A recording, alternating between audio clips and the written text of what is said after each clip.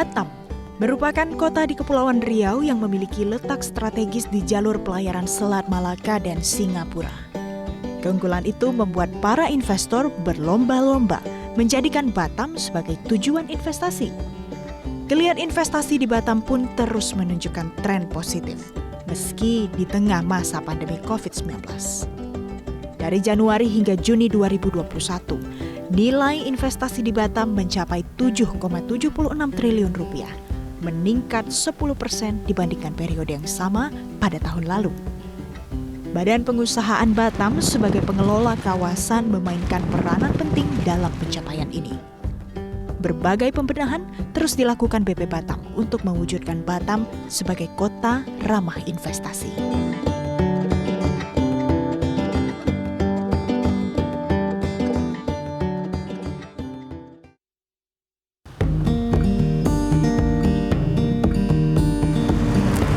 Pembangunan infrastruktur yang masif dan berkelanjutan di Kota Batam menjadi salah satu daya pikat bagi para investor. Apalagi Kota Batam sebagai kawasan industri sudah berkembang pesat, terbukti dengan ada 2 kawasan ekonomi khusus di Kota Batam. Pencapaian ini tidak terlepas dari BP Batam selaku badan pengelolaan, pengembangan, dan juga pembangunan infrastruktur di wilayah ini. Nah pemirsa, saat ini BP Batam sedang fokus untuk mempersiapkan Kota Batam memasuki era energi terbarukan dan mengembangkan bandara. Saya akan ajak Anda kita ulas sejumlah investasi unggulan dan apa dampaknya bagi masyarakat Kota Batam.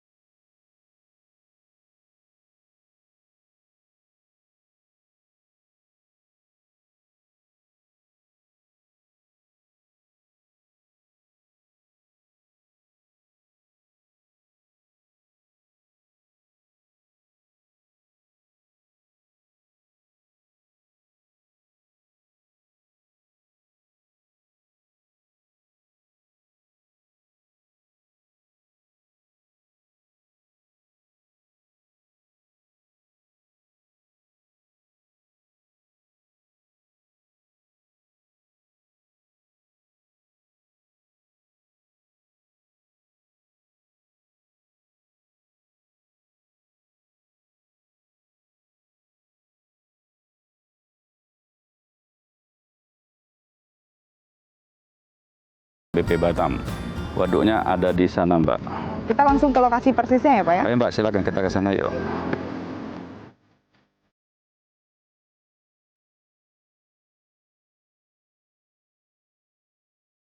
Nah Pak, wah kita udah sampai ya Pak ya. Ini di lokasi Waduk Tembesi yang nantinya sudah ada proyek investasinya ya Pak ya? Betul Mbak. Benar-benar besar ya Pak ya, kalau dilihat dari sini bagus dan besar. Nah Pak, ini terkait dengan Batam memasuki era energi terbarukan. Apa sebenarnya mau dipersiapkan di lokasi ini Pak? Yang pertama, kebutuhan listrik Kota Batam ini pasti meningkat. Hari ini kita masih gunakan di luar daripada tenaga surya ini sendiri. Ini satu waktu ini pasti akan berubah. Transfer dari listrik yang mungkin gunakan bahan bakar segala macam akan pindah ke tenaga surya. Maka Batam kita berusaha menyiapkan ini agar ke depannya betul-betul menggunakan tenaga surya. Kenapa demikian? Karena banyak sekali lokasi termasuk waduk yang bisa kita fungsikan. Dan hari ini belum berfungsi. Ada di mana saja Pak? Salah satu hari ini kita ada di Tembesi, Waduk Tembesi, yang kita lihat ada sebelah kiri kita. Ada satu waduk lagi besar di Batam, yaitu di Sungai Beduk. Dan dua-duanya sudah mulai mau kita kerjasamakan, baru MOU dengan perusahaan-perusahaan besar yang ada di dunia, terutama di Singapura ini sendiri. Nah, jadi MOU-nya bahkan sampai ke investor global ya Pak ya. Kalau kita bicara nilai investasinya, berapa Pak?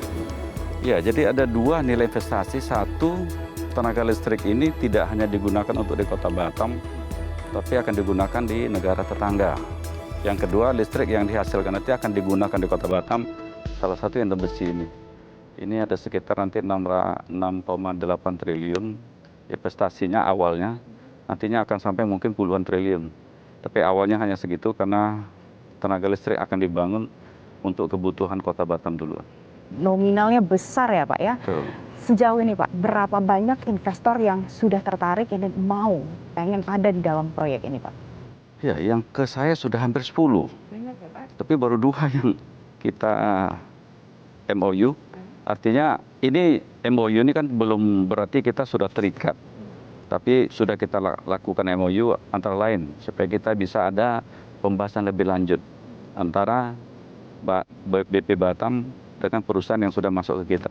Intinya kita ingin mengikat cepat supaya kegiatan daripada proyek ini bisa terlaksana.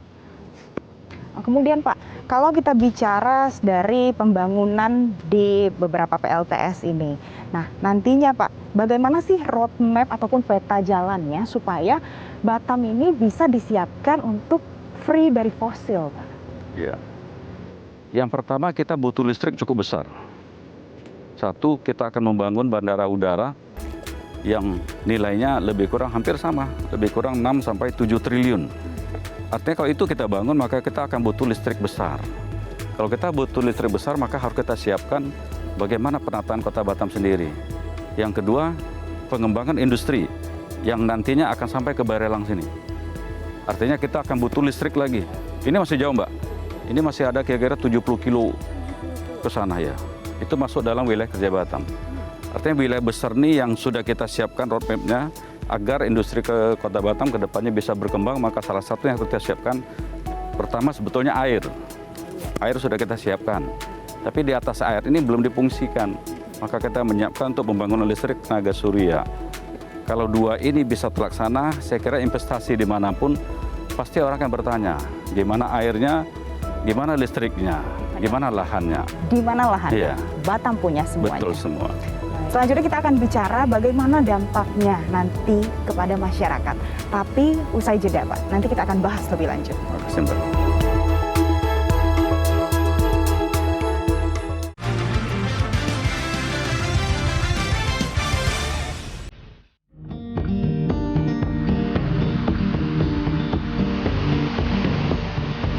Ini nantinya Pak, setelah bisa berhasil terwujudkan sesuai dengan harapan, pasti akan ada pasokan listrik yang jumlahnya tidaklah kecil Pak. Nah ini gimana sih Pak nanti dampaknya untuk masyarakat? Entah mungkin harga listrik, seperti apa Pak? Saya kira hukum pasar, semakin banyak hasil atau produk yang mau kita pasarkan, harganya akan semakin turun. Maka kita butuh banyak tenaga surya yang harus kita siapkan. Salah satu Sungai Beduk dan Tembesi sendiri. Ya. Kalau Tembesi ini sendiri, kita lebih fokuskan untuk daerah Kota Batam sendiri. Tapi nanti kalau yang Sungai Beduk atau Duri Hangkang, kita lebih fokus untuk keluar. Tapi sesuai dengan perintah Pak Menko Perekonomian, minimal 25% hasil tenaga listrik ini harus digunakan untuk kepentingan daerah. Kalau ini bisa kita lakukan, Tembesi saja kita bisa sesuai dengan MOU lebih kurang 2 gigawatt peak. Ya. Artinya itu sangat besar sekali. Kalau itu bisa diadakan, berarti yang di Tembesi ini bisa kita arahkan untuk masyarakat. Kalau bisa dengan masyarakat, berarti kita tentu minta sama PLN, karena dia yang ditunjuk HGAP. Penyalur listrik di Kota Batam, tentu harganya kita minta di bawah daripada nasional, karena jumlahnya besar Karena supply sekali. dari Batam besar gitu ya Pak ya. Dan Pak, kemudian tadi Bapak sebut panel surya. Sejauh ini terkait dengan konten lokal panel surya di Indonesia masih minim Pak. Ini bagaimana Pak terkait dengan peta pembangunan industri manufaktur panel surya? Apakah ada Pak rencana ke depannya? Salah satu kalau ini sudah mulai dan berhasil di Tembesi dan Sungai Beduk atau Duri Hangkang, saya kira bisa menjadi role model, bisa jadi contoh. Saya belum bicara ke yang industri, kalau perlu yang perumahan masing-masing. Ya, kalau nanti berhasil maka masyarakat sudah bisa menghemat hampir 50%. Mungkin siang kita gunakan tenaga surya, malam bisa gunakan PLN. Tapi kalau kita mampu menyiapkan baterainya, maka bisa 24 jam dengan tenaga surya. 24 jam dengan tenaga Artinya ini surya. bisa membantu masyarakat sendiri. Tapi dalam proses perjalanan mudah-mudahan apa yang kita rencanakan bisa lebih cepat. Pak, dari Waduk Duri Angkang sendiri, ini ada proyeksi bisa menyerap tenaga kerja sampai dengan 3.000 orang. Apakah ini menjadi salah satu langkah potensi nyata untuk mengentas pengangguran, Pak? Saya kira kita bicara tidak satu sektor. Kalau hanya tenaga untuk bekerja di perusahaan listrik anak surya mungkin 3.000. Tapi efek multi year-nya tentu banyak. Kenapa? Ya. Kenapa? Kalaulah tenaga listrik ini jalan, tentu listriknya akan banyak. Kalau listrik akan banyak, listrik jadi murah. Kalau listrik jadi murah, maka masyarakat yang mungkin UKM ini bisa melaksanakan kegiatan UKM ini sendiri. Karena listriknya sudah murah. Hari ini kalau listrik mahal, mereka memproduksi apa saja, mungkin untung tipis atau tidak untung. Kalau listriknya turun, saya kira mereka akan berlomba-lomba dan kita akan usahakan melalui dana-dana kur mungkin dari pemerintah bisa membantu mereka supaya UKM, produk-produk lokal ini bisa difungsikan lebih besar lagi. Dan saya yakin ini bisa. Dan Bapak yakin, optimis ini pasti bisa berdampak luar biasa ya Pak ya, dampaknya untuk masyarakat. Kemudian Pak, apalagi sih Pak sebenarnya sektor unggulan di Batam ini yang bisa berdampak luar biasa untuk masyarakat? Jadi kami sudah punya target dari BP Batam sendiri, dari pemerintah kota ada, dari BP ada. BP salah satu ini bukan dari ini sebetulnya. Ini adalah bagian dari keperluan untuk produksi industri yang kami siapkan. Yang pertama kita membangun sendiri bandara udara, karena Batam juga daerah industri pariwisata, maka kita butuh membangun. Artinya ini proyeknya akan besar juga. Mungkin ntar lagi kita bisa ke sana. Tapi yang kedua, Batu Ampar sendiri. Batu Ampar satu port kontainer yang cukup besar. Itu bisa sampai 2-3 juta kontainer tujuan kita ke depan. Kalau itu sudah terlaksana, ini Batam akan jadi besar. Yang ketiga, rumah sakit bertaraf internasional. Kita lagi proses dengan area yang cukup besar, itu hampir 42 hektar. Kita akan jadikan rumah sakit bertaraf internasional. Kita sudah mengajukan ke Pak Menko untuk itu jadikan kawasan kesehatan. Kalau ini bisa keluar dengan waktu cepat, maka sesuai dengan aturan KEK itu sendiri, kita boleh meng-hire apa saja, termasuk membeli alat-alat kesehatan. Nanti kalau ini bisa jalan, maka standarnya sudah bisa kita naikkan. Kalau sumber daya manusia menurut saya tidak ada masalah. Mau luar, mau dalam, lebih kurang saja. Tapi alat yang menjadi faktor nomor satu. Karena untuk memprediksi atau mengecek seseorang apa yang dihadapi, tentu alat yang berbicara. Manusia hanya sebagai operator untuk kendali alat itu. Pak, tadi Bapak sempat sebut bandara. Akan ada pengembangan Bandara Hang Nadim ya Pak ya. Kita akan langsung lihat nanti Pak. Kita ulas bagaimana investasi di pengembangan Bandara Hang Nadim. Baik Pak.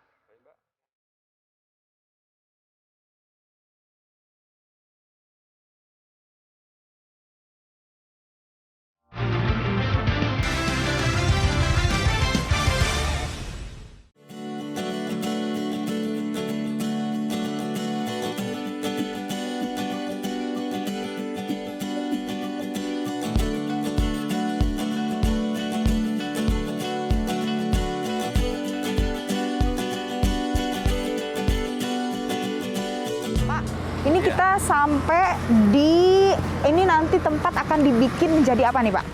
Ini akan jadi gudang penyimpanan barang, inilah kargo terminal 1 nantinya.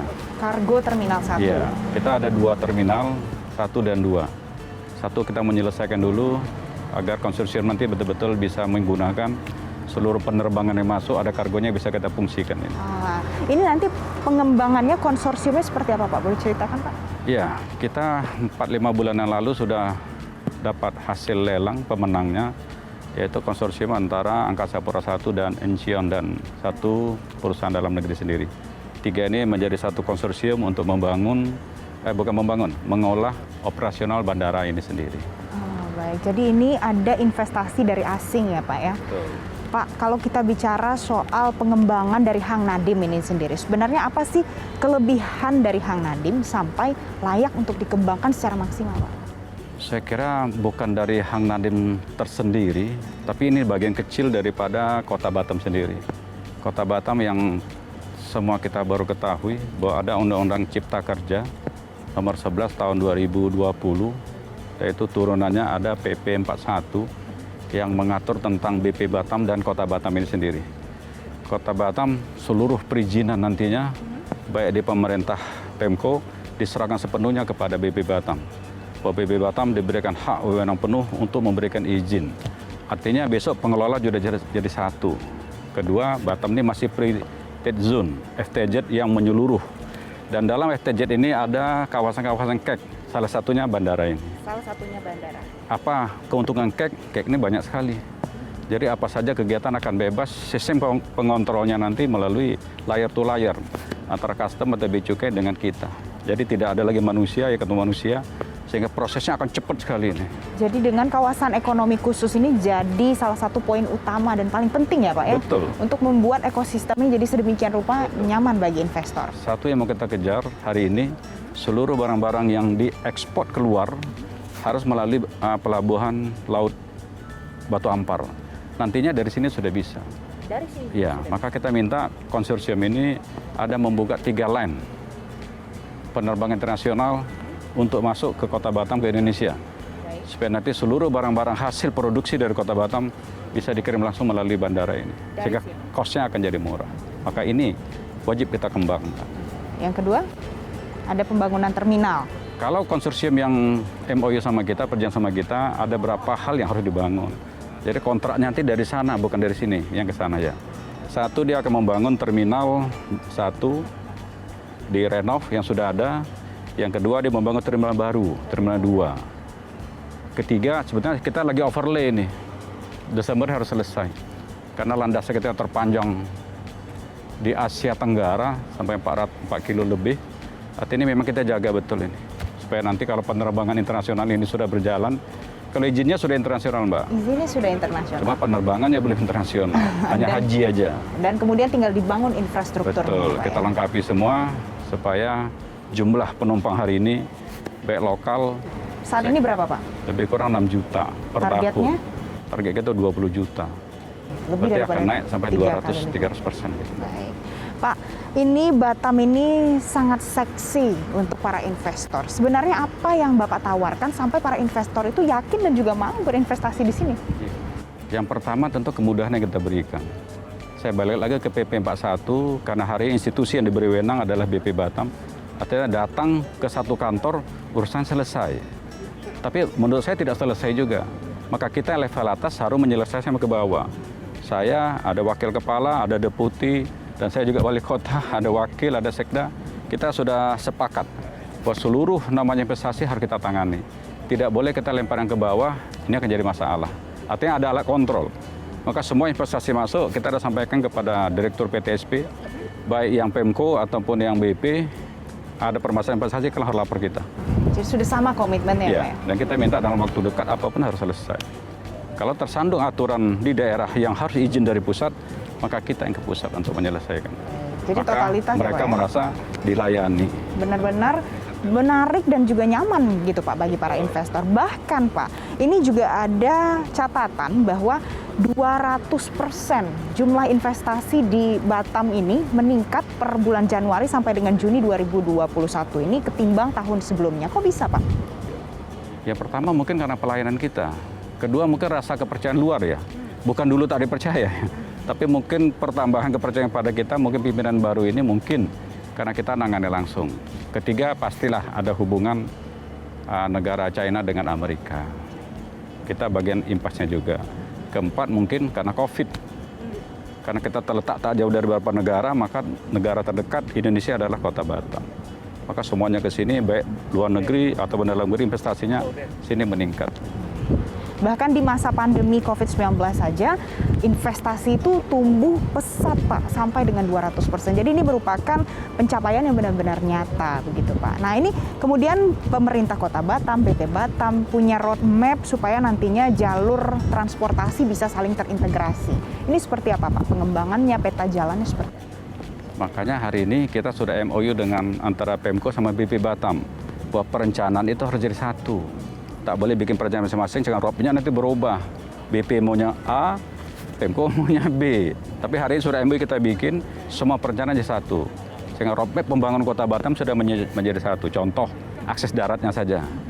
Hari ini kita boleh lihat seluruh pembangunan ini sudah menyatu. Pemko bangun, BP bangun. Termasuk lautnya nanti. Kalau itu jalur daratnya harus dibangun Pemko yang bangun. Untuk menyempurnakan misalnya Batu Ampar. Dan sini ada, maaf, ini daerah Kek, sana juga daerah Kek harus dibangun. Pemko yang bantu bangun jalan utamanya ini. Intinya saya kira sudah sangat sempurna ini. Dengan PP 41 ini, perencanaan pembangunan Kota Batam harus dua institusi jadi satu. Tidak boleh terpisah. Kalau ini bisa jalan terus, saya yakin dalam waktu tidak terlalu jauh, semua akan lebih sempurna dan jadi sempurna sekali. Baik. Pak Rudi, terima kasih penjelasannya, terima kasih pemaparannya. Semoga nantinya semua rencana yang sudah disiapkan untuk Kota Batam ini bisa terwujud dan juga tentunya punya dampak luar biasa pada masyarakat. Amin. Terima kasih Pak Rudi. Terima kasih Mbak. Jangan lupa datang ke Kota Batam lagi. Siap Pak Rudi.